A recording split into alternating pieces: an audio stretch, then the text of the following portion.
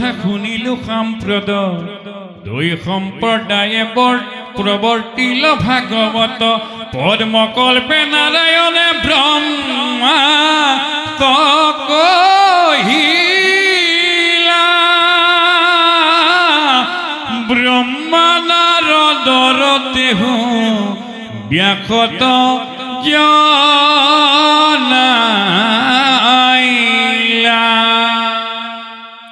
কৃষ্ণ প্ৰভু সমস্ত মাতৃবৃন্দ, আপোনাসৱৰ আজ্ঞা মৰ্মে আজি আপোনাসৱৰ শ্ৰৱণ কীৰ্তনৰ মূল স্কন্ধভাগ হ'ল তৃতীয় স্কন্ধ। আৰু এই তৃতীয় স্কন্ধভাগৰ মহামহন্ত সাধুসন্ত গোপালদেৱৰ গুৰু শ্ৰীধৰ স্বামী আৰু সমস্তৰে গুৰু পৰম গুৰু মহাপুৰুষ শ্ৰীমন্ত শংকৰদেৱ গুৰুজনাৰ কৃপা মৰ্মে তৃতীয় স্কন্ধৰ 10টি লক্ষণ বিষয়ক প্ৰকাশিবলৈ আগবাঢ়িলে গোপালতাই। আৰু গোপালতাই গুৰু বন্দনাৰ পিছতে অকণমান আগৰ কেইভাগমান পদত এই কথাটো উল্লেখ কৰি গ'ল। হে বাপ সমস্ত, হে সাধুসন্ত মহামহন্ত, আপোনাসৱৰ শুভাশীষ জোৰা দি আপোনাসৱৰ কৃপা মৰ্মে মোৰ মনলৈ যি কথা আহিছে মই তাকেহে মাথোন জোৰা দিব বিচৰা হৈছে। আপোনাসৱ মহামহন্তে পূৰ্বাপৰে কৰি যোৱা পদৰ লগত জোৰা দিয়া কামটো মই কৰিব বিচাৰিছোঁ। আৰু আজি মোৰ জোৰা দিয়া কামটোৰ প্ৰথম বিষয় হ'ল তৃতীয় স্কন্ধৰ সৰ্গ নামৰ লক্ষণ। আপোনাসৱে পাইছে ভাগৱত গ্ৰন্থত 10টি লক্ষণ আছে। অন্য পুৰাণবিলাকত আকৌ 5টি লক্ষণহে পোৱা যায়। এই ভাগৱত গ্ৰন্থৰ 10টি লক্ষণৰ ভিতৰত প্ৰথম নম্বৰ লক্ষণ ভাগৰ নাম হ'ল সৰ্গ। চতুৰ্থ স্কন্ধৰ লক্ষণ ভাগৰ নাম হ'ল বিসৰ্গ। পঞ্চম স্কন্ধৰ লক্ষণ ভাগৰ নাম হ'ল স্থান। ষষ্ঠ স্কন্ধৰ লক্ষণ ভাগৰ নাম হ'ল পোষণ। সপ্তম স্কন্ধৰ লক্ষণ ভাগৰ নাম হ'ল উতি। আৰু অষ্টম স্কন্ধৰ লক্ষণ ভাগৰ নাম হ'ল মনন্তৰ। নৱম স্কন্ধৰ লক্ষণ ভাগৰ নাম হ'ল ঈশানুকথা। দশম স্কন্ধৰ লক্ষণ ভাগৰ নাম হ'ল নিৰোধ। আৰু একাদশ স্কন্ধৰ লক্ষণ ভাগৰ নাম হ'ল মুক্তি। দ্বাদশ স্কন্ধৰ লক্ষণ ভাগৰ নাম হ'ল আশ্ৰয়। এই ধৰণে 10 ভাগ মূৰ্তিৰ ভিতৰত প্ৰথম লক্ষণ ভাগৰ প্ৰকাশ কৰিব বিচৰা বিষয় হ'ল গোপালতাৰ তৃতীয় স্কন্ধত সৰ্গ নামৰ লক্ষণ। এতিয়া এই সৰ্গ লক্ষণ বিষয়ক পদে আমাক কি বুলি ক'লে মন কৰিব লগা। ও ৰাম ঈশ্বৰ ইচ্ছাত যত ব্ৰহ্মাণ্ড সৃজন তৃতীয় স্কন্ধত কৱে সৰ্গৰ লক্ষণ ঈশ্বৰ ইচ্ছাত শোভিত ব্ৰহ্মাণ্ডচয়। ঈশ্বৰ ইচ্ছাত যত ব্ৰহ্মাণ্ড সৃজন তৃতীয় স্কন্ধত কবে স্বৰ্গৰ লক্ষণ। অৰ্থাৎ ঈশ্বৰৰ ইচ্ছাত যত ব্ৰহ্মাণ্ড সৃজন মানে ব্ৰহ্মাণ্ড মানে এই চৰাচৰ সমস্ত স্থাৱৰ জংগম, নদ নদী, সাগৰ সৰোবৰ, জল স্থল, পৃথিৱী, আকাশ, গ্ৰহ নক্ষত্ৰ, এই সমস্ত ব্ৰহ্মাণ্ডৰ মালিক এজন, সেইজন হ'ল ভগৱান কৃষ্ণ। সেইকাৰণে ঈশোৱাস্য নামৰ এখন উপনিষদত তাৰ প্ৰথম মংগলাচৰণ মন্ত্ৰভাগত এই বুলি কৈছে, ঈশাৱাস্যম ইদম সৰ্বম য়ৎকিঞ্চ জগত্যন জগৎ তেন ত্যক্তেন ভুঞ্জিথা মাগৃধ কস্য সিদ্ধনম মাগৃধ কস্য সিদ্ধনম। কস্য সিদ্ধনম মানে কাৰ ধন সম্পত্তি, ঐশ্বৰ্য বিভূতি, কাৰ ল'ৰা ছোৱালী, কাৰ পতি, কাৰ পত্নী, কাৰ ভাই, কাৰ ভাতৃ, কাৰ পিতৃ মাতৃ, কোন পিতা মাতা, এই সকলোবোৰ আমি যে লগ পালোঁ মায়াময় সংসাৰখনত, মোৰ ল'ৰা, মোৰ ঘৰ, মোৰ ছোৱালী, মোৰ পতি, মোৰ পত্নী, মোৰ সা সম্পত্তি, মোৰ গাড়ী, কোনে দিলে আমাক? এজনৰ কৃপা হ'ল কাৰণেহে পালোঁ। সেইজন কোন? যিজনে আমাক সৰ্বতো প্ৰকাৰে কৃপা কৰোতা, সেইজন হ'ল ঈশ্বৰ। ঈশা ৱাস্যম ইদম সৰ্বম, এই গোটেইবোৰ যত দেখা চৰাচৰ হৰিময়, নিৰন্তৰ, হৰি বিনে পৃথক কিছু নহয়। যিজন ভকতিহীন, হৰিক দেখয় অভিন, হৰিৰ মায়াই তাক মোহে। আমাৰ লেঠাটো হ'ল সেইটো। আমাৰ যে ভকতি অভাৱ, ভক্তি প্ৰদীপ যে আমাৰ নুমাই গ'ল, ভক্তি প্ৰদীপ যে আমি জ্বলাবলৈ পাহৰিলোঁ, আমাৰ দেহৰূপী মন্দিৰত যে ভক্তি প্ৰদীপ গছ অহৰহ জ্বলাই ৰাখিব লাগে আমি নাভাবিলোঁ, যাৰ পোহৰ নোহোৱাৰ কাৰণে আমি মোৰ ল'ৰা, মোৰ ঘৰ, মোৰ সম্পত্তি, মোৰ গাড়ী, মোৰ চবেই মোৰ। আৰে ভাগৱত শাস্ত্ৰই কৈছে, ঈশোৱাস্য উপনিষদে কৈছে নহয়। ভাগৱত শাস্ত্ৰৰ তৃতীয় স্কন্ধৰ মানে প্ৰথম পদে আমাক এই কথাটো কৈছে, অ ৰাম ঈশ্বৰ ইচ্ছাত যত ব্ৰহ্মাণ্ড সৃজন, তৃতীয় স্কন্ধত কবে স্বৰ্গৰ লক্ষণ। হে বাপ সমস্ত আইসকল, এই ব্ৰহ্মাণ্ডখন সৃজন কৰোতা মালিক কোন? সেইজন যিজনৰ কৃপাত এই ব্ৰহ্মাণ্ড সৃজন হৈছে। কেৱল যিজনৰ কৃপাত এই ব্ৰহ্মাণ্ডখন পালন হৈছে, যিজনৰ কৃপাতে এই ব্ৰহ্মাণ্ডখন সম্বৰণ হৈছে মাথো।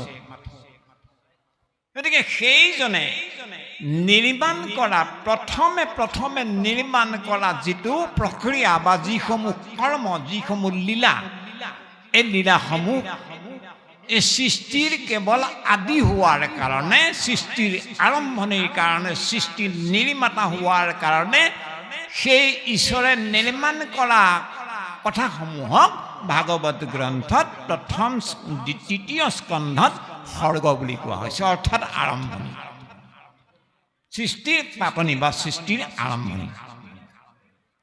আৰু ভগৱান কৃষ্ণৰ আদেশ শিৰোগত কৰি ব্ৰহ্মাই পৰৱৰ্তী সময়ত সৃষ্টিখনক আৰু বঢ়াই দিয়া কামটো কৰা কথাসমূহক বিসৰ্গ বুলি কৈছে। এইধৰণে প্ৰত্যেক ভাগ স্কন্ধৰ লক্ষণৰ বিৱৰণ বেলেগে বেলেগে আমি পাই যাম।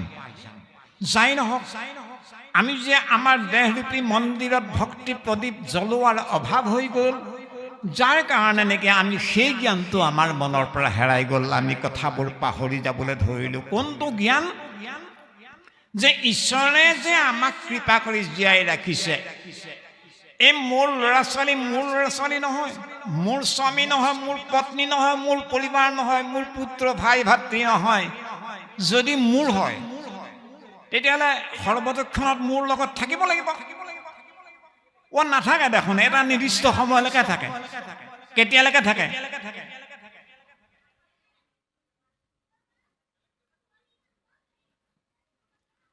ও ৰাম পুত্ৰ ভাৰ্যা হবে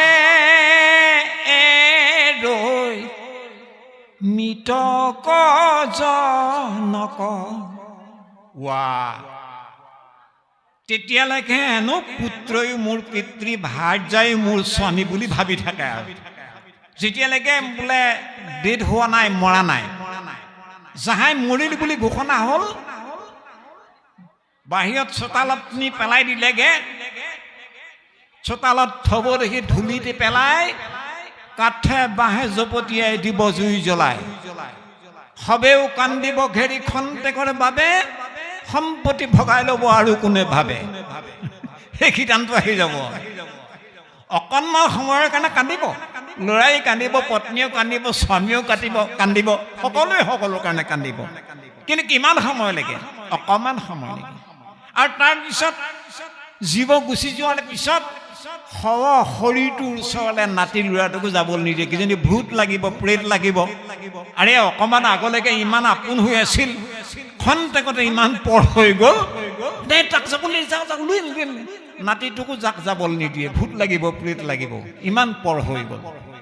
সেই কথাটো কৈছে, যদি মোৰ হয়, যদি মোৰ পৰিবাৰ হয়, মোৰ পত্নী হয়, মোৰ পুত্ৰ হয়, আৰে মই মৰাৰ লগে লগে মোৰ লগত যাব লাগিছিল, মই যাব লাগিছিল, মই যাব নোৱাৰো, মোৰ লগতো নাযায়।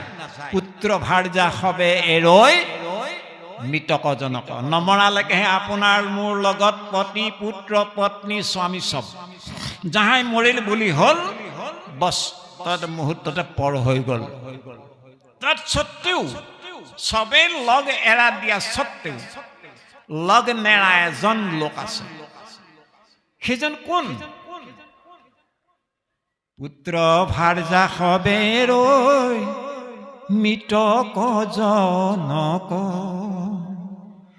মৰিলেও পাৱে লাগ বান্ধৱ কৃষ্ণক। মৰাৰ পিছতো লগ দিয়া এজনহে ইষ্টদেৱ আছে, সেইজন হ'ল বান্ধৱ কৃষ্ণ। আৰে কৃষ্ণই এনেই লগ দিব নি মৰাৰ পিছতো? যিজন কৃষ্ণ নেকি, যিজন কৃষ্ণৰ পৰাই ঈশ্বৰ, যিজন কৃষ্ণই কেৱল ঈশ্বৰ, সেই কৃষ্ণৰ পৰাই বিনন্দীয়া সংসাৰখন বেকত হ'ল। ঈশ্বৰ ভাষ্যম ইদম সৰ্বম য়ৎকিঞ্চ জগত্যান জগত। এই বিশ্ব ব্ৰহ্মাণ্ডখন যত দেখিছোঁ শুনিছোঁ, সমস্তৰ মালিক হ'ল ভগৱানে কৃষ্ণ, আৰু কৃষ্ণৰ পৰাই সমস্ত প্ৰকাশিত হ'ল। মাজতে আমি মাথোন মোৰ পত্নী, মোৰ ল'ৰা, মোৰ ভাই, মোৰ ভাতৃ, মোৰ পিতা, মোৰ মাতা বুলি ভোগ কৰাৰ লাগি গ'লো। তে মোৰ ল'ৰা নহয়, ঈশ্বৰে কৃপা কৰিলে কাৰণে মোৰ পুত্ৰ হিচাপে দেখা পালোঁ। মোৰ পত্নী নহয়, ঈশ্বৰে কৃপা কৰিলে কাৰণে মোৰ জীৱন যি থকা সময়লৈকে এগৰাকী মোৰ অৰ্ধাংগিনী সহধৰ্মিনী হিচাপে লগ পালোঁ। যিহেতু মোৰ নহয়, ঈশ্বৰে প্ৰেৰণ কৰিলে কাৰণেহে মই লগহে পাইছোঁ কেইটামান দিনৰ কাৰণে, তেতিয়াহ'লে এইবিলাক ভোগ কৰাটো অপৰাধ নহয়? আপোনাৰ গাড়ীখন মই বিচাৰিলোঁ, আপুনি মোক গাড়ীখন বন্ধুত্বৰ খাতিৰত দি দিলে, স্কুটিখন বা বাইকখন বা গাড়ীখন। মই ধুমাধুম দিনটো চলালোঁ, বছ তেল কিমান আছে, কি ভৰাব লাগে নালাগে মোৰ কোনো খবৰ নাই, কেৱল চলালোঁ। চলাই আনি গধূলি মোহাৰ এটা মাৰি ধূলি কণিকাকেইটাও যে আঁতৰাই দিব লাগে পৰিষ্কাৰ কৰি মই আনিছিলোঁ তেখেতৰ ঘৰৰ পৰা আনোতে পৰিষ্কাৰ হৈ আছিল বাইকখন স্কুটিখন কিন্তু ঘূৰাই দিওঁতে এপাচিমান বোকা লাগি গৈছে মই সেই বোকাখন ধুই দিয়াৰো মোৰ মানসিকতা নহ'ল এইটো হ'ল সেই বাপজন সেইজন লোকৰ অন্যায় ঠিক তেনেধৰণে আমি যিহেতু আপোনাৰ পৰা স্কুটিখন আনোতে চাফা এটা ৰূপত পাইছিলোঁ গতিকে পুনৰ ঘূৰাই দিবলৈ যাওঁতে মই দিনমান দিনটো চলাই ঘূৰাই দিবলৈ যাওঁতে মই তথ্যই বস্তু মই পৰিষ্কাৰ কৰি দিয়াটোত মোৰ অপৰাধ নাই এই যে একো পৰিষ্কাৰ নকৰাকৈ একো ত্যাগ নকৰাকৈ কেৱল চলালো লেতেৰা পেতেৰাকৈ ঘূৰাই দিলোঁ সেইটোত আমাৰ পাপ যিদৰে হ'ব অন্যায় যিদৰে হ'ব ঠিক তেনেধৰণে আমাৰ জীৱন যাত্ৰাত আমি লাভ কৰা কাৰোবাক পত্নী ৰূপে কাৰোবাক পুত্ৰ ভাই ভাতৃ ৰূপে বন্ধু বান্ধৱ ৰূপে যে লগ পালোঁ এইসকলৰ কাৰণেও আমি কিবা নহয় কিবা ত্যাগ কৰিব লাগিব অলপ নহয় অলপ হ'লেও ত্যাগ কৰিব লাগিব স্বামীয়ে ত্যাগ কৰিব লাগিব পত্নীৰ কাৰণে পত্নীও ত্যাগ কৰিব লাগিব স্বামীৰ কাৰণে পিতাই ত্যাগ কৰিব লাগিব পুত্ৰৰ কাৰণে পুত্ৰই ত্যাগ কৰিব লাগিব পিতৃৰ কাৰণে মাতাই ত্যাগ কৰিব লাগিব পুত্ৰৰ কাৰণে পুত্ৰই মাতৃৰ কাৰণে ত্যাগ কৰিব লাগিব ইজনে সিজনৰ বিনিময়ত ত্যাগ ভাৱনাৰ সৈতে যদি জীৱন জি থকাৰ আৰ্হিটো আচৰণ কৰে তেতিয়াহ'লে তাত কোনো আপত্তি নাই তাতে ভগৱানে প্ৰসন্ন হয় তেনো ভুঞ্জি থাহা ত্যাগপূৰ্বক ভাৱনাৰ সৈতে ভোগ কৰিবলৈ হওক মাক গৃহীত হওক কস্য সিদ্ধন ধন সম্পত্তি কাৰ ল'ৰা ছোৱালী কাৰ ঈশ্বৰৰ এই যে ঈশ্বৰেহে এই ব্ৰহ্মাণ্ডখন নিৰ্মাণ কৰিলে আৰু ঈশ্বৰ ভাৱনা যদি আমাৰ সদা সৰ্বদাই ঈশ্বৰৰ ভক্তি প্ৰদীপ যদি হৃদয়ত মনত জ্বলি থাকে তেতিয়াহ'লে সেই যিজন ঈশ্বৰে ব্ৰহ্মাণ্ড নিৰ্মাণ কৰিলে সেইজন ঈশ্বৰে আমাক পালন কৰিব আৰু সেইজন ঈশ্বৰৰ কৃপাত আমি চবেই আমাক লগ এৰা স্বত্তেও লগ নেৰা এজন বন্ধু সেইজন কেৱল কৃষ্ণ সেইজনে কিন্তু মৰিলেও পাৱে লগ বান্ধৱ কৃষ্ণক অৰ্থাৎ অন্তিম সময়ত আমাক এই যমৰ ৰাস্তালৈ নিনি বৈকুণ্ঠৰ ৰাস্তালৈ দিব্য ৰথ প্ৰেৰণ কৰি মহা পাৰিষদসকলৰ সহিতে বৈকুণ্ঠ ধামত উপনীত কৰোৱাৰ মহামংগল ভাগ কৰোতাজন কেৱল ভগৱান কৃষ্ণ এই ভগৱান কৃষ্ণই কেৱল সৃষ্টিখন আৰম্ভ কৰোতা আৰু কৃষ্ণই পালন কৰোতা আৰু কৃষ্ণই সংহাৰ কৰোতা ইয়াৰ এটা উদাহৰণ চাব কথো উপনিষদ নামৰ এখন উপনিষদত কেনেকৈ কৃষ্ণই এই বিনন্দীয়া সংসাৰখন নিৰ্মাণ কৰে পালন কৰে সংহাৰ কৰে তাত কি বুলি কৈছে চাব यथेर्नाभिच्छिजते गृह्णते च यथा पृथिव्याम औषधय सम्भवति यथा शतपुरुषात् केशलोमानि तथाक्षरात् सम्भवति विश्वम सम्भवति विश्वम এই কথাটো কৈছে সম্ভৱতি মানে নিৰ্মাণ হৈছে সম্ভৱ হৈছে আৰম্ভ হৈছে প্ৰকাশিত হৈছে কি ইহ বিশ্বম এই বিশ্বখন কেনেকৈ যথা যেনেকৈ উৰ্ণ মানে মকৰাটোক সংস্কৃতৰ উৰ্ণ বুলি কয় যে মকৰাই জাল কেনেকৈ কথা চাব যথা উৰ্ণ নাভি মানে নাভি মকৰাটোৱে নাভি মণ্ডলৰ পৰা যিদৰে চিজতে জালখন নিৰ্মাণ কৰে যি নাভিৰ পৰা লালাউটি মুখমণ্ডলেদি বেকত কৰি এখন ধুনীয়া জাল নিৰ্মাণ কৰে ধুনীয়া চমকা জাল নিৰ্মাণ কৰে আৰু বৰ ডাঙৰকৈ কৰি লৈ তাই ইমান সুন্দৰকৈ পূবে পশ্চিম উত্তৰ দক্ষিণ নৰী তীক্ষ্ণ অগ্নি বায়ু সকলো দিশ জুৰি এখন এচমকা জাল নিৰ্মাণ কৰিলে ডালে পাতে লগাই এতিয়া জালখন বনাটো চাব মকৰাজনীয়ে মুখমণ্ডলেদি বেকত কৰা লালাউটি কোনোবা শিলা পাতত কোনোবা ঠানিত লগাই দিয়া ইফালৰ পৰা সিফাল নি লগাওঁতে কোনো গজাল পুতিল মাৰিব নালাগে তাই মুখমণ্ডলেদি ওলোৱা লালাউটিৰ সূতাডালে স্বাভাৱিকতে আঠাযুক্ত লগাই দিলেই হ'ল লাগি যায় আৰু কোনো প্ৰটিন আঠা লগাব নালাগে এতিয়া তাই জালখন যেতিয়া এচমকা বনাই হ'ল আৰু হৈ তাই জালখনৰ এটা কোণত এটা দিশত তাই পাত এখিলা আঁৰত লুকাই লৈ চাই থাকে দেখিব যে জীয়া পখিলা কীট পতংগ যদি লাগিল উৰি যাওঁতে অকস্মাত তৎক্ষণাত দৌৰ মাৰি আহি ধৰি খোৱাৰ কামটো কৰে এটা কথা মন কৰিব লাগে, জীয়া বা পখিলাটো অকস্মাত উৰি যাওঁতে কেনেবাকৈ অজানিতে যদি জালখনত লাগিল সি এৰাব নোৱাৰে, লাগি গ'ল। কিন্তু ইমান সোপা ঠেঙেৰে সতি গোটেই মকৰাজনীয়ে দিনমান দিনটো বগাই থাকে, ঘূৰি থাকে, তাই ক'তো নালাগে।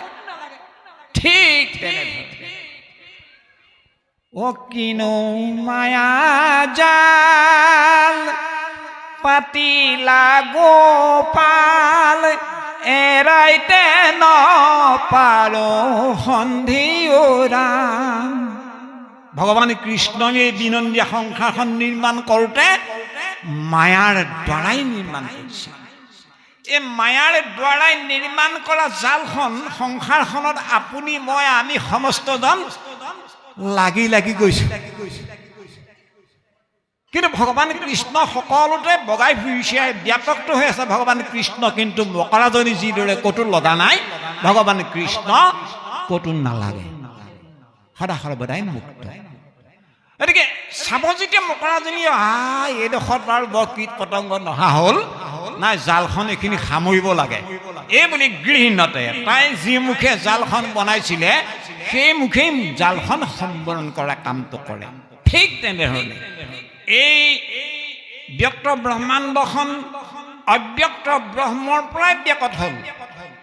যি অব্যক্ত ব্ৰহ্মই ব্যক্ত ব্ৰহ্মাণ্ডখন নিৰ্মাণ কৰিলে, এনে এটা দিন আহিব যিটো দিনত এই ব্যক্ত ব্ৰহ্মাণ্ডখনৰ সমাপ্তি অব্যক্ত ব্ৰহ্ম।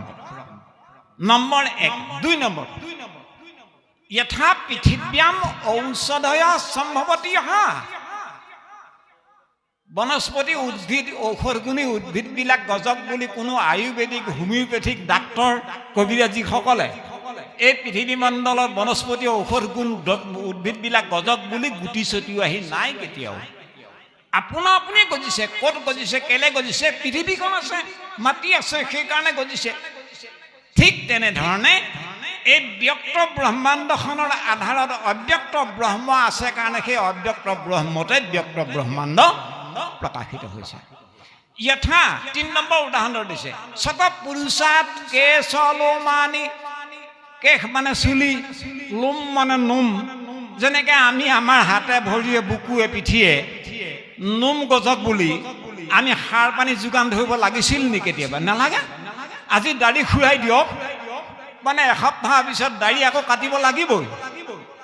আমাৰ চুলি আজি কাটি দিওঁ, 15 দিনৰ পিছত চুলি আকৌ কাটিব হ'লেই। এই যে আজি দাড়ি খুৰাই দিলে, আজি নোম খুৰাই দিলে, কালিলে কাটিব হ'ল, এই কেনেকৈ গজিছে? আমি এইটো চুলি গজত বুলি কিবা চুলি গজাত দৰৱ সানিব লগা হোৱা নাই। কেলে গজিছে নোম আৰু চুলি? দেহ এটা যে চৈতন্য হৈ আছে, যিদৰে দেহটো আছে কাৰণে নোম চুলি গজাটো স্বাভাৱিক এটা অৱস্থা।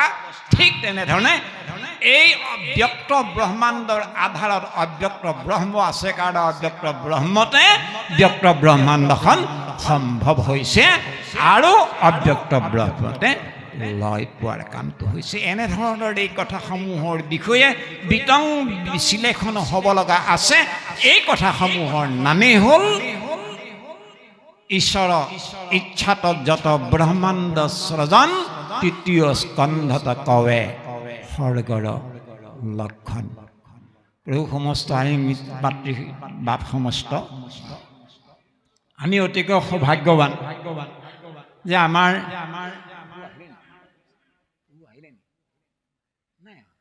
যাই নহওক আমাৰ আপনা খবৰ অত্যন্ত শ্ৰদ্ধাৰ শ্ৰী শ্ৰী আউনীতি সত্ৰৰ ডেকা অধিকাৰ প্ৰভু শ্ৰী শ্ৰী দেৱানন্দ দেৱ গোস্বামী প্ৰভু আপোনাক সবে আমন্ত্ৰণ কৰিছিল। কিবা কাৰণত তেখেত আহিব নোৱাৰিলে যদিও আমাৰ ভাতৃ প্ৰতিম অত্যন্ত মৰমৰ মাধুৰ্য বৰা বাপ তেৰাও গৃহ তিয়কতে, ডেকা অধিকাৰ প্ৰভু তিয়কতে থাকে। এই বাপজনক খুব সৰুৰ পৰাই পিতাম্বৰ দেৱ গোস্বামী তথা দেৱানন্দ দেৱ গোস্বামী প্ৰভুৰ সান্নিধ্যত থাকি বহু জ্ঞান অৰ্জন কৰিছে। যথেষ্ট আগ্ৰহী জিজ্ঞাসু পৰায়ণ এজন যুৱক আৰু বৰ্তমান মাষ্টাৰ ডিগ্ৰী কৰি আছে। অত্যন্ত জিজ্ঞাসু পৰায়ণ, অত্যন্ত শ্ৰদ্ধাৱান এজন। মই এটা কথা পাহৰিব নোৱাৰোঁ জীৱনত, আজিৰ পৰা 2 বছৰমান হ'ল নেকি, নিতাই পুখুৰী ভাগ্যপুৰ নামৰ গাঁওখনৰ নামগৃহত প্ৰথম দিনা ভাগৱত ব্যাখ্যা হৈ গ'ল। দ্বিতীয় দিনা মোৰ নিমন্ত্ৰণ আছিল নামদাং গোহাঁই গাঁৱৰ নামঘৰত ভাগৱত অনুষ্ঠানৰ উদ্বোধন। মই উদ্বোধনৰ কাৰণে ইয়ালৈ আহিলোঁ। এৰাৰ নিমন্ত্ৰণ আছিল দ্বিতীয় দিনা দিনৰ ব্যাখ্যা। মই নামদাঙলৈ আহিলোঁ। এৰা নিতাই পুখুৰী ভাগ্যপুৰ নামঘৰলৈ গ'ল। ময়ো দেখা দেখি নাপালোঁ, এওঁ মোক দেখা দেখি নাপালোঁ। মই যেতিয়া উদ্বোধন কাৰ্যসূচী সমাপন কৰি ভাগ্যপুৰ নামঘৰৰ দিশে গৈ আছোঁ, গাড়ীৰ পৰা নামি 1 কিলোমিটাৰমান খোজকাঢ়ি যাব লাগে। এৰাই গাড়ী এখন লৈ আহিছে, নামঘৰৰ পৰা ওলাই আহিছে দিনৰ কাৰ্যসূচী সমাপন কৰি। এই অধমক কেনেকৈ চিনি পালে, কি হ'ল মই বুজি নাপালোঁ। গাড়ীখন ৰাখি নামি দাদা বুলি ওলগেটি ল'লে। মই আশীষ নিদি নোৱাৰিলোঁ। মই আন্তৰিকতা আগ নবঢ়াই নোৱাৰিলোঁ। মাধুৰ্য বৰাক মই আগত লগ পোৱা নাই, দেখা পোৱা নাই, নাজানো। আৰু সেইদিনাও কি ক'লে নক'লে বুজি নাপালোঁ, মই দেখা নাপালোঁ।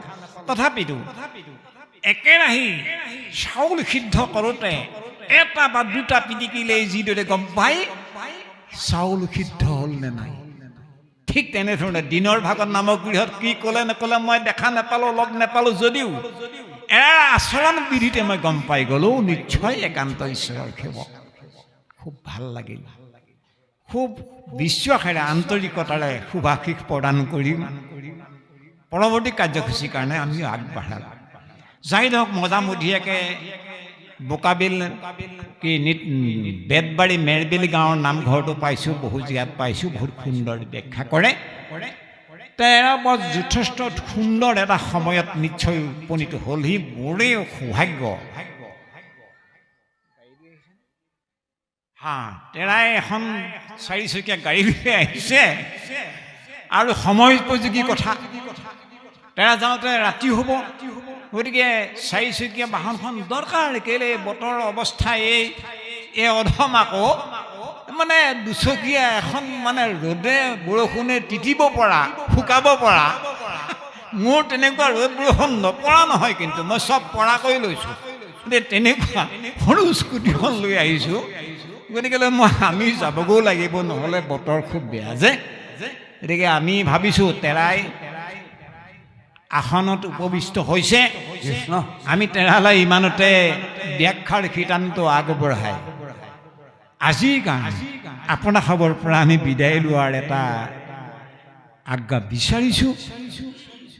অনাগত সময়ত নিশ্চয় যদি আপোনাভাৱে কৃপা কৰে আৰু সময়ৰ প্ৰতি লক্ষ্য ৰাখি যদি কাৰ্যসূচী আপোনাভাৱে হাতত লয়, নিশ্চয় আপোনাৰ খবৰ সেৱাৰ কাৰণে আমি আগবাঢ়িম বুলি কথা দিলোঁ।